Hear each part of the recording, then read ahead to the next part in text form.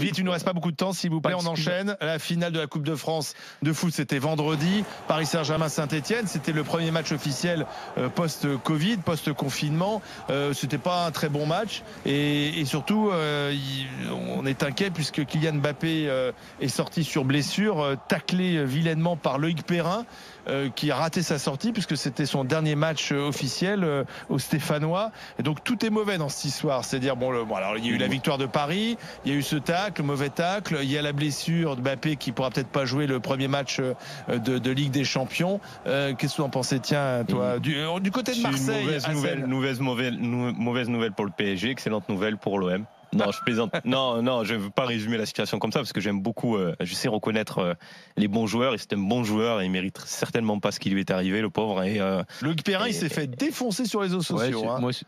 Moi, tu vois, c'est ça que je voudrais dire. Pourquoi ? Une pensée pour Loïc Perrin. Alors bien sûr que c'est triste pour le PSG, que c'est triste pour Kylian Mbappé s'il loupe la Ligue des Champions. Il finit sa carrière sur un carton rouge. C'est un tacle et le tacle il est peut-être trop engagé, il est en retard et peut-être que le genou qui traîne, qui ramasse la cheville, il l'a pas fait exprès. Je trouve que c'est dommage après une telle carrière, c'était un bon joueur emblématique de Saint-Etienne, capitaine emblématique. Terminé sur ce carton rouge-là, je trouve que c'est triste, quoi. Ouais. Marianne Soubré, il y avait 5000 personnes dans un stade qui en compte 80 000, c'est un peu tristounet, ça aussi. Ouais, ça, je pense que c'est triste pour les supporters, évidemment. Tout le monde connaît ma grande passion pour le foot.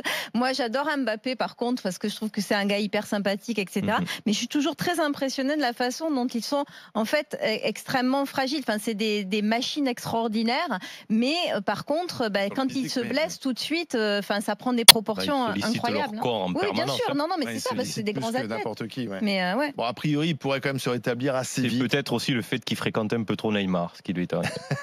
Peut-être. On regarde les réactions sur les réseaux sociaux après ce match et cette blessure. Allez, c'est parti pour les réactions qui arrivent. Mbappé qui sort sur blessure à 18 jours de la Champions League. Nous, les supporters parisiens, nous sommes donc vraiment condamnés à ne jamais connaître le bonheur en Ligue des Champions. C'est pas fini non plus. C'est ça. Tu peux la gagner sans Mbappé aussi. Se moquer de la blessure d'un joueur français en plus par pure jalousie, alors que ça criait son nom en été 2018.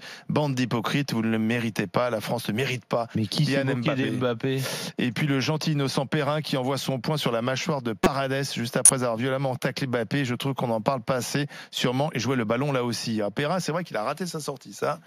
C'est finir sa carrière là-dessus. Tellement facile de résumer le match à l'action de Perrin et à la blessure de Mbappé pour masquer le match pitoyable du PSG, dominé à 11 contre 10 contre Saint-Etienne. Il devait y avoir 5-0, mais bon, en même temps, ils ont gagné et c'était l'essentiel. Voilà, c'était la dernière réaction. Dans un instant, le maire de Colombes, le nouveau maire, un écologiste, compare les forces de l'ordre avec la police de Vichy, la police de Pétain. Choquant ou pas ? À tout de suite sur RMC Story.